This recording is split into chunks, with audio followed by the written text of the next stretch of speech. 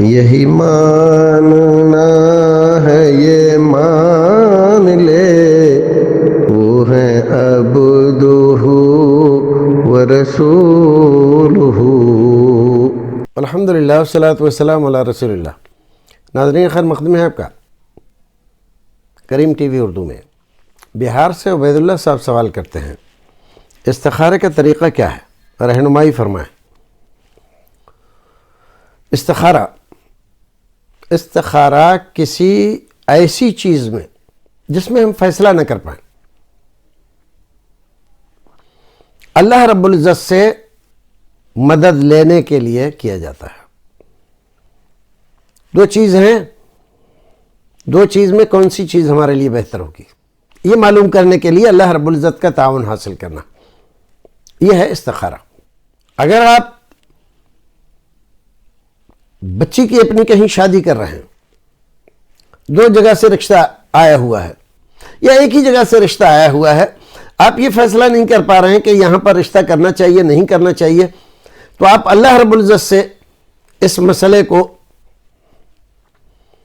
ایک طرح سے اس کے روبرو کر کے تعاون لے رہے ہیں، مشورہ لے رہے ہیں کہ اللہ رب العزت کیا کروں، میرے لیے کیا بہتر ہوگا۔ آپ کسی جگہ پر کوئی نوکری کرنا چاہتے ہیں، دل میں بہت سارے خدشات آ رہے ہیں، یہاں پر جانا ٹھیک رہے گا کہ نہیں ٹھیک رہے گا، یہ کاروبار کرنا ٹھیک رہے گا کہ نہیں ٹھیک رہے گا، اسی کی طرح سے اور بھی بہت ساری باتیں۔ ایسی جب صورتحال ہو جائے اور آپ فیصلہ کرنے میں ناکام ہو جائے، فیصلہ لینا آپ کے لیے دشوار ہو جائے، تب اللہ رب العزت سے استخارہ کیجیے، تب اس سے معلوم کیجیے، پوچھئے آپ کے لیے کیا بہتر ہے۔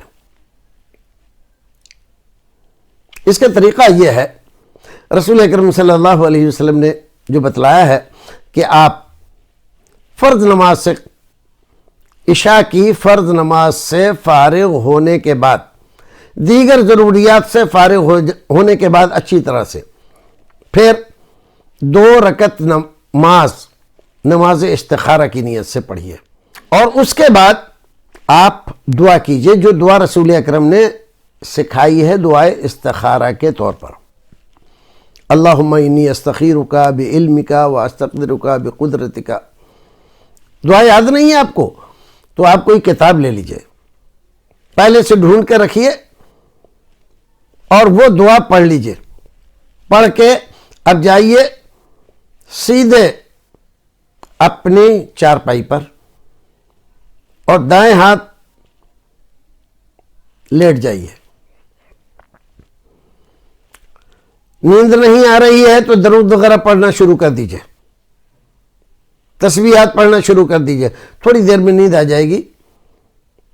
اب اگر آپ کو کوئی ہدایت ملتی ہے استخارے میں، کبھی کبھی ایسا ہوتا ہے خواب دیکھتے ہیں آپ، تو ٹھیک ہے، اندازہ لگائیے کیا اشارہ مل رہا ہے آپ کو، اور اگر کوئی اشارہ نہیں مل رہا، کوئی خواب نہیں ہوا، تو یہ دیکھیے کہ آپ کے دل کی کیفیت کیا ہے، دل کی کیفیت کیا ہے، اس چیز کے بارے میں وہی تردد، وہی شک و شبہ باقی ہے، یا اس کی طرف سے اطمینان ہو گیا ہے کرنے کا یا نہ کرنے کا۔